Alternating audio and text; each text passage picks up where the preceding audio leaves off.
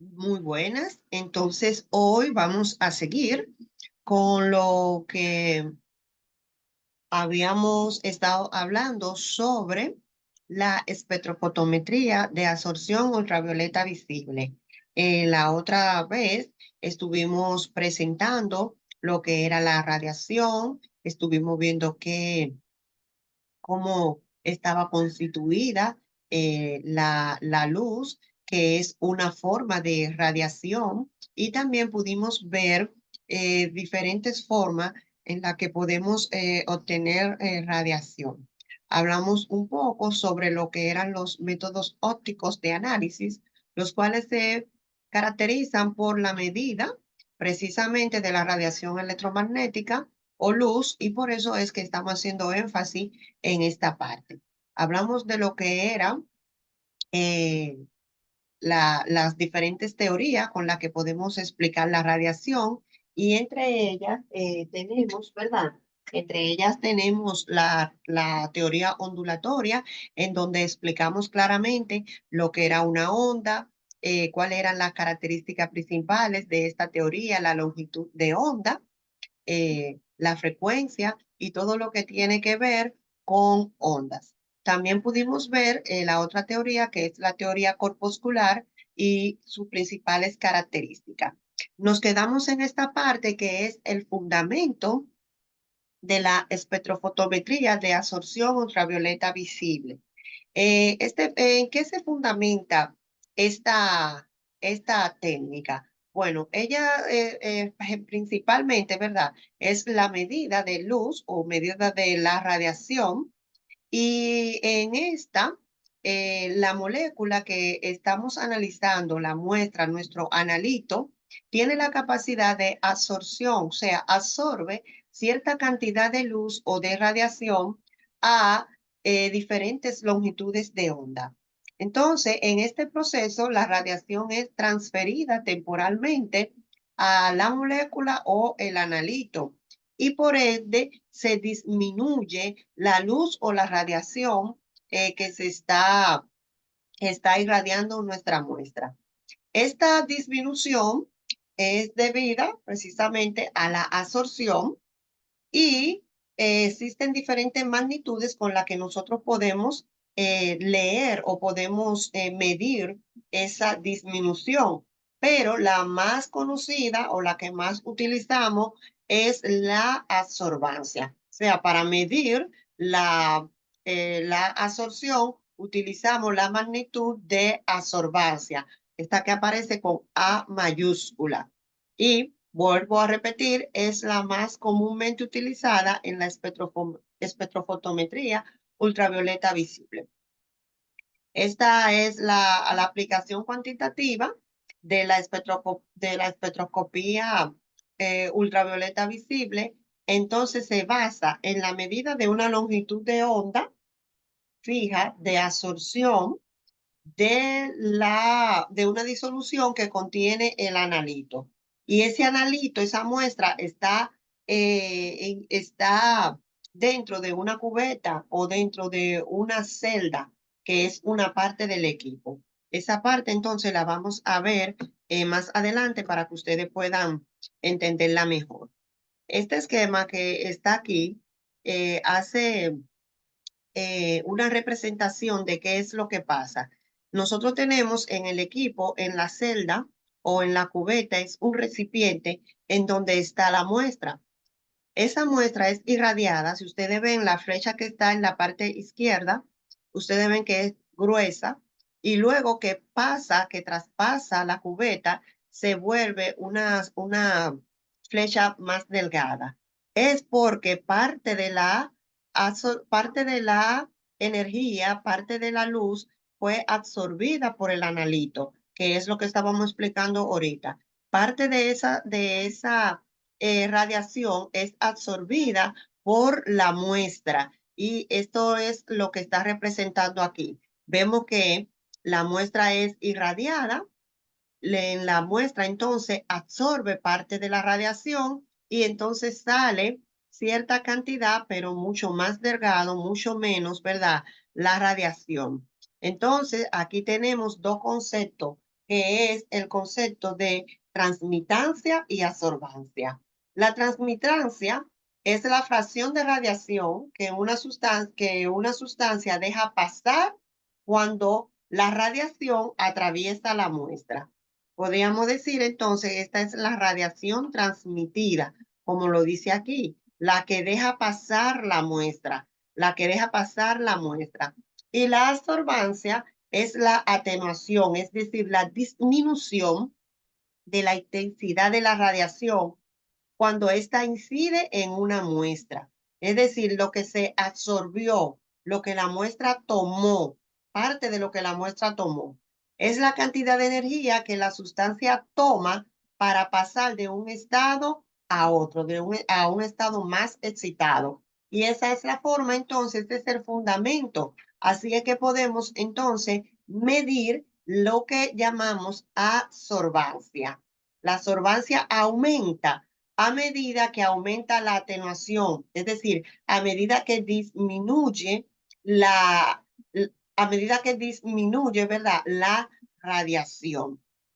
Y eso es lo que tenemos, y eso es el fundamento de la, de la espectrofotometría ultravioleta visible. Algo también que nos ayuda a entender mejor esta técnica son las leyes que rigen a la espectrofotometría de absorción. Tenemos dos leyes, que es la ley de Lambert y Beer. En esta, entonces, la ley de Lambert predice que el efecto que produce el espesor del medio muestra sobre la fracción de la radiación, oye, que va a intervenir el espesor donde está el medio muestra, mientras que Beer explica o establece el efecto de la concentración del medio muestra sobre la fracción que absorbe. Esto vamos a explicarlo un poquito mejor para que ustedes puedan entenderlo. Estas leyes, ya le dije que son las leyes que van a regir, son las leyes que van a regir la absorción de la radiación. Entonces, esto lo podemos explicar de la siguiente manera. Cuando Lambert predice el efecto que produce el espesor del medio muestra, él está diciendo que dependiendo del espesor donde está el medio, dependiendo del espesor donde está la muestra, este va a interferir con lo que es la absorción. Esto va a interferir con lo que es la absorción. Entonces, qué es entonces lo que nos quiere dejar dicho Lambert? Déjame hacerle un ejemplo que ustedes lo puedan entender, para que ustedes puedan entenderlo mejor. Por ejemplo, yo tengo este vaso. Supongamos que aquí es que está la muestra. Supongamos que aquí es que está la muestra. ¿Qué es lo que predice Lambert? Él dice que el grosor que tiene este recipiente va a interferir con la absorción. Él dice que si yo si yo irradio esta muestra, e irradio esta otra muestra que tiene un espesor, fíjense la diferencia entre los dos recipientes. Hay uno más estrecho, otro más ancho, ¿ven? Entonces, Lambert está diciendo que dependiendo el grosor donde está la muestra, dependiendo del grosor, va a depender la absorción. Dependiendo del grosor donde está la muestra, va a depender la absorción. Perdón, va a depender la absorción. Que la absorción de una sustancia no es la misma si está en un recipiente de este grosor o si está en un recipiente más pequeño no, menos, con un grosor menor. Eso es lo que predice Lambert. ¿Y qué es lo que predice Beer? Beer dice que la absorción tiene que ver con la concentración que tiene la muestra. Fíjense ahora en esta. Esta muestra está un poco colorida, ¿verdad? Pero si ustedes se fijan en esta está todavía más colorida. Suponemos entonces que esta está más concentrada. Suponemos que esta está más concentrada que esta. Beer establece entonces que la absorción depende de la concentración de la sustancia, si está más diluida o si está más concentrada. Eso es lo que predice Beer. Y Lambert predice que la absorción tiene que ver con el medio donde se encuentra la muestra. Si dependiendo el grosor que tenga ese medio, va a depender la absorción. Esa es la ley de Lambert y Beer. Ambos, ¿verdad?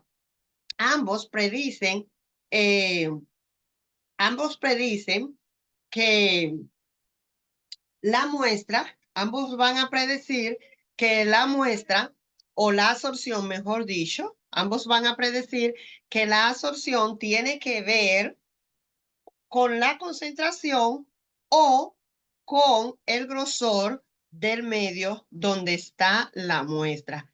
Esas son las leyes que van a regir.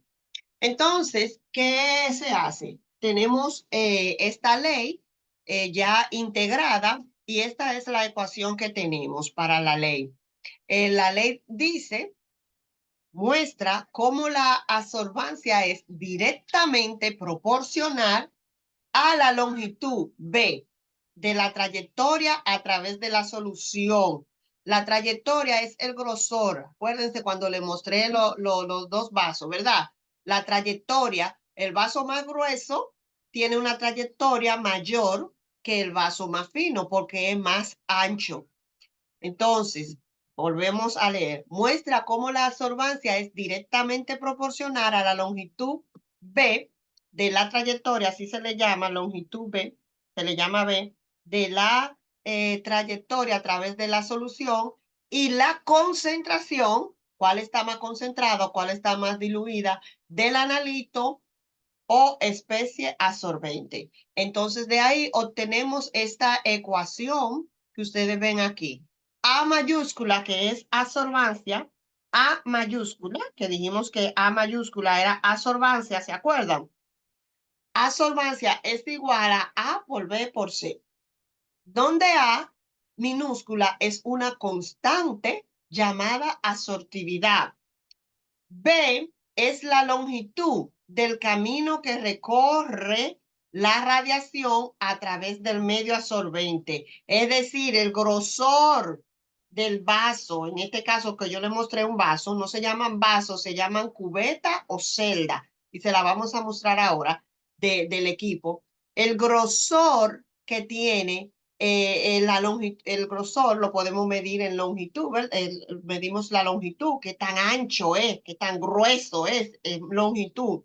Entonces, B es la longitud del camino que recorre la radiación a través del medio absorbente y C es la concentración expresada en gramos por litro o en moles por litro. La concentración de la sustancia. ¿Se acuerdan ahorita cuando le mostré los dos vasos? Uno que estaba más clarito y otro más oscuro. Había uno más diluido y otro más concentrado. Eso es la concentración que está en gramos por litro. Esa es como se expresa en gramos por litro. O también se puede expresar en mol por litro. Hace un en mol por litro, lo podemos expresar. Tenemos otra ecuación por aquí a la derecha que dice que absorbancia es igual a E por B por C. Es exactamente lo mismo, lo único que cambia es la constante. En la ecuación de la izquierda, la constante es A minúscula y se llama absortividad.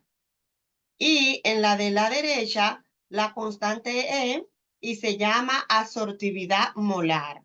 Se va a llamar absortividad molar. ¿Cuándo usamos una ecuación y cuándo usamos otra? Eso depende de la concentración. cómo está expresada la concentración de la solución. Si la concentración de la solución está expresada en gramos por litro, se usa asortividad, solo asortividad, A minúscula. Pero si la concentración está expresada en mol por litro o molaridad, que así es que se expresa la molaridad, en mol por litro, entonces vamos a utilizar la ecuación que está a la derecha, donde tenemos asortividad molar. Asortividad molar. Aquí mismo ustedes ven en pantalla cuáles son las unidades que se utiliza para cada uno de ellos. Para la asortividad, sus unidades son litro, centímetro, gramo. Litro, centímetro, gramo. O litro, perdón, litro, centímetro, gramo, sí. Sí, la concentración está expresada en gramos por litro. B, dijimos que es el camino, ¿verdad? El grosor, la longitud del grosor, la longitud, ¿verdad? Entonces, eso se mide en centímetros. Y la concentración se mide, te lo dije ahorita, en gramos por litro o en moles por litro. La constante de asortividad molar, sus unidades son litro, centímetro, mol. Litro, centímetro, mol. La constante asortividad molar, sus unidades son litro, centímetro, mol. De estas ecuaciones que tenemos aquí, derivadas de las leyes de Lambert y Beer, entonces podemos determinar absorbancia, podemos determinar concentración, solo hay que despejar la fórmula, o podemos determinar absortividad molar. Eso va a depender de lo que nosotros queramos.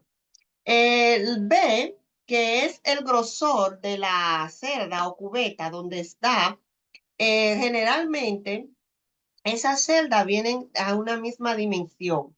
Esas celdas vienen de una misma dimensión, un centímetro.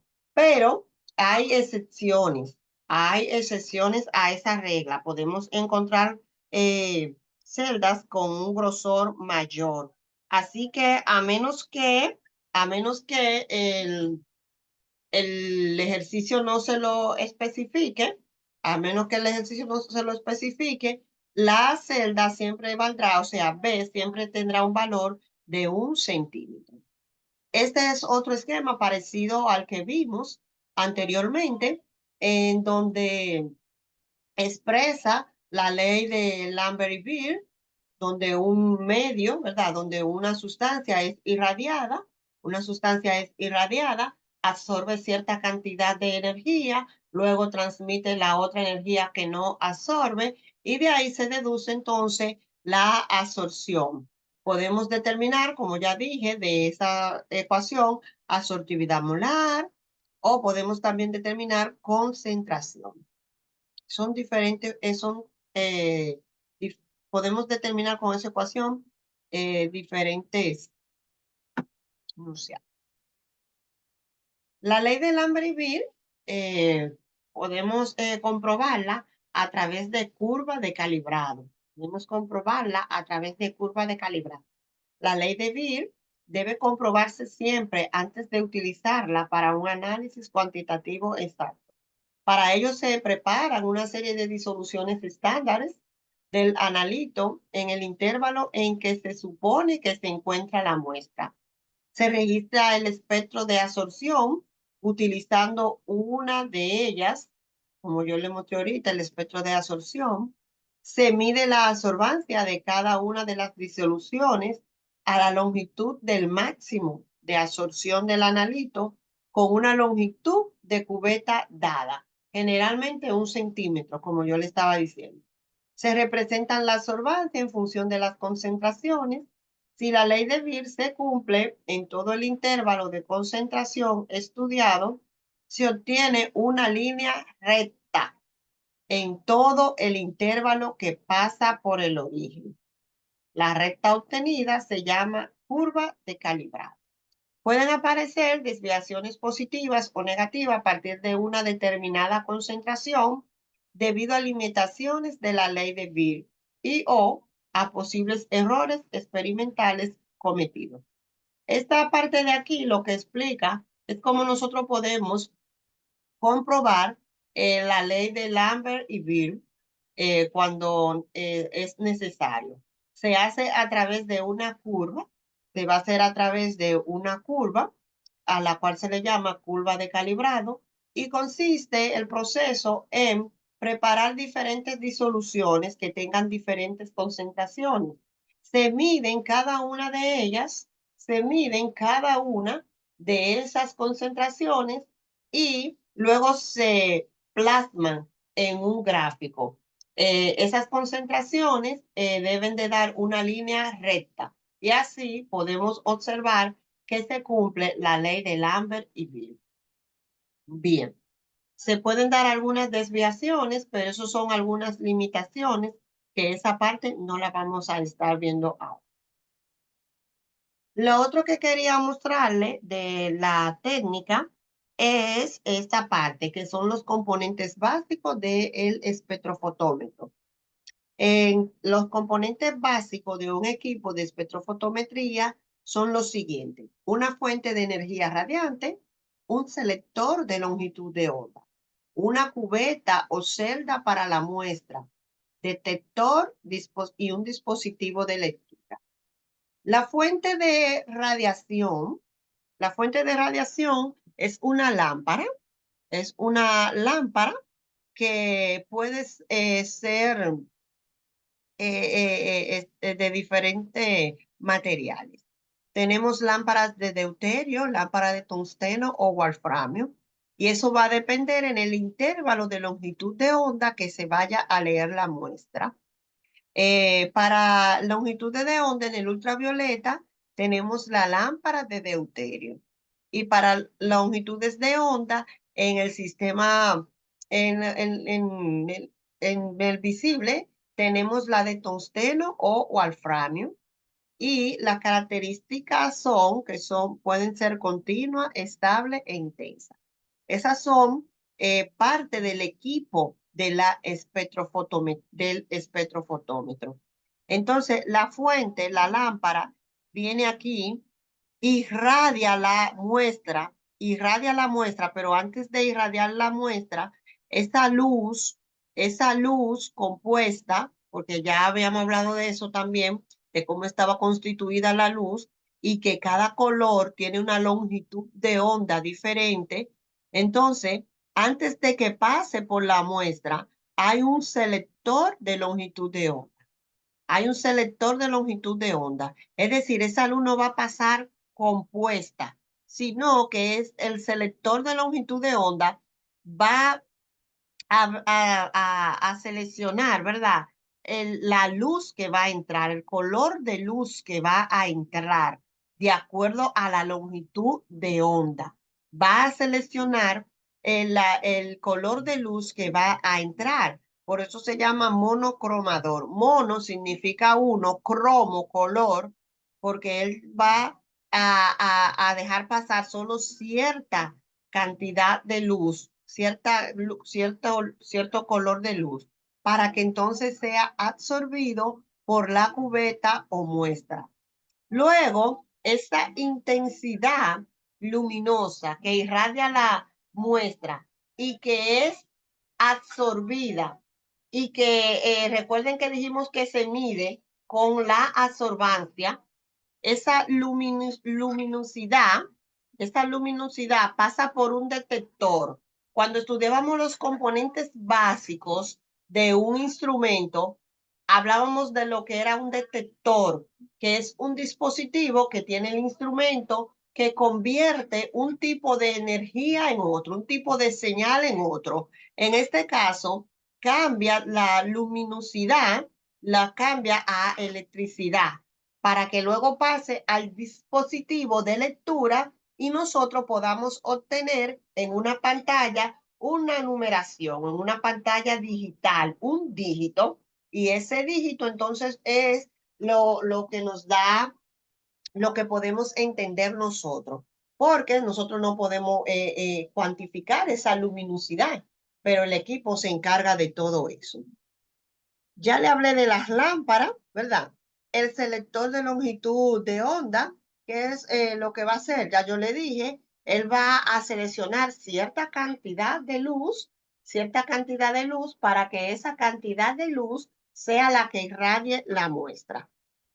Aquí están las celdas o cubetas. Estos son los recipientes que se utilizan. Estos son los recipientes que se utilizan para poner la muestra. En estos recipientes se llaman cubeta o muestra. No son esos vasos que yo les mostré ahorita en el ejemplo, ¿verdad? Eso era una ilustración para que ustedes me puedan entender. Entonces, por aquí está la muestra y por ahí este es el grosor de una celda, que generalmente es 1 centímetro, pero vuelvo y repito, eso puede variar. Las celdas vienen diseñadas con diferentes materiales también. Estas celdas pueden ser plásticas, pueden ser de vidrio o pueden ser de silicigel. Las de vidrio o plástico son útiles para leer en el espectro visible, mientras que la de sílice pueden leer en el espectro ultravioleta. Se puede utilizar en el espectro ultravioleta. Hay características para cada una de ellas, ¿verdad? Las de plástico son más económicas, pero se rayan con mucha facilidad y se dañan. La de vidrio, si se caen, se rompen también, tienen esa desventaja y también se pueden rayar con facilidad. Y la de sílice son las más costosas. La otra parte del equipo son los detectores. Como dijimos, ¿verdad? Su función es convertir la respuesta del instrumento en una señal medible. Su función es convertir la respuesta del instrumento en una señal medible. Y ya esta parte yo se la expliqué. La luminosidad, porque la lámpara irradia esa muestra absorbe, entonces disminuye. Y lo que se mide es la absorbancia, pero de luminosidad él cambia esa respuesta de luminosidad a una respuesta eléctrica. Entonces puede pasar al dispositivo de lectura y nosotros podemos entenderlo. Nosotros podemos entonces entenderlo. Tenemos también varios tipos. Tenemos espectrofotómetros de haz sencillo y de doble haz. Y entre las aplicaciones de la técnica, podemos tener en el análisis cualitativo, los espectros de la muestra se comparan con los de los correspondientes estándares con el fin de identificar bandas de absorción que coincidan. Este tipo de análisis es más frecuente en el ultravioleta y en el infrarrojo para identificar compuestos orgánicos y más rara vez se utiliza en el espectro visible. El análisis cuantitativo de, de la espectrofotometría ultravioleta visible está basado generalmente en la ley de Lambert-Beer, en el intervalo de concentraciones de cumplimiento de la ley. Se establece la curva de calibrado usando estándares y la absorbancia de la muestra de concentración conocida se remite a la curva. En espectrofotometría visible, el analito se suele incorporar a una especie compleja que represente bandas de absorción interna. Además de las aplicaciones, ¿verdad? Hay otras aplicaciones, muchas más, pero entre las ventajas que tiene la técnica, ¿verdad? Es que de amplia aplicabilidad, tanto para análisis orgánicos como inorgánicos, tiene una buena sensibilidad, tiene buena selectividad, buena exactitud, es muy exacto, facilidad y comodidad para las mediciones y se presta a una fácil automatización. Esas son ventajas que tiene la técnica de espectrofotometría ultravioleta visible. Otras aplicaciones te la vamos a mostrar ahora,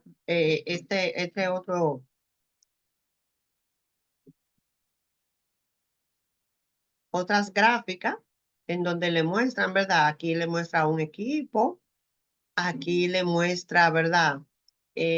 Una curva de calibrado, que le muestra una curva de calibrado, absorbancia versus concentración en este caso, dice microgramo de hierro analizado. Esta es absorbancia versus concentración de la muestra. Aquí ven las celdas, miren las celdas o cubetas. Muchas veces cuando no tenemos las celdas o cubetas podemos utilizar los tubos de ensayo. Podemos utilizar tubos de ensayo, pero tubos de ensayo que no se hayan utilizado nunca. Y también aquí tenemos la pantalla del equipo. Eh, Esto varía mucho porque estos equipos son diferentes modelos, diferentes casas comerciales que que lo distribuyen y los modelos dependen principalmente del fabricante. O sea, no tenemos un modelo estándar, esto es un espectrofotómetro, sino que los modelos van a depender mucho del fabricante, pero en sí, el equipo internamente, el funcionamiento es el mismo. Internamente el funcionamiento siempre va a ser el mismo. Lo único que puede cambiar un poco es los modelos. También, aunque sea del mismo fabricante, por ejemplo, un modelo que se hizo en el 87, ya ese modelo se ha ido modificando, ¿verdad? Y ya está porque estamos en el 2024. Entonces los modelos también se van modificando, se van agregando otras cosas, como se va modificando toda la tecnología. Así, al avance de la tecnología, como avanza la tecnología, así avanzan también los equipos analíticos, porque de eso se trata. Y en eso, esta parte generalmente era que quería explicarle hoy lo que era la ley de Lambert-Beer, lo que eran los componentes del equipo, en qué se basaba la ley, para luego entonces explicarle algunos ejercicios correspondientes a esa parte. No voy a abundar mucho, solo quería explicarle eso y algo de la aplicación donde se aplica, eh, donde se va a aplicar la, la técnica.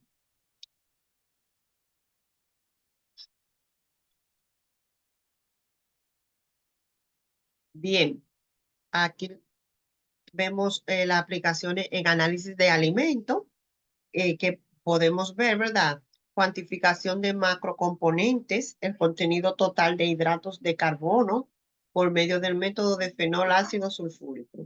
Las estimaciones de enraciamiento, el estado de la oxidación de los lípidos por medio de ensayo de ácido tiobarbitúrico.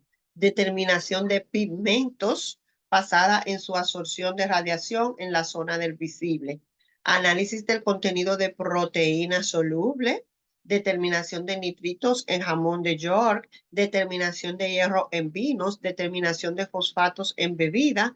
Es decir, esta técnica, como dijimos anteriormente, tiene una amplia aplicabilidad en clínica, en alimentos, en medicamentos, en cosméticos, en diferentes, lo podemos ver en diferentes áreas. Y lo más importante que vimos cuáles son sus ventajas, ¿verdad? Entre sus características, que es bien cómoda y que eh, se presta a un fácil manejo. O sea, no hay que dar una gran inducción y eso para poder aprender a manejar el equipo. Eso es todo lo que quería mostrarle en el día de hoy. Luego la parte de los ejercicios la vamos a estar mirando más adelante. Espero que hayan entendido y pueden hacer sus preguntas si así la necesitan.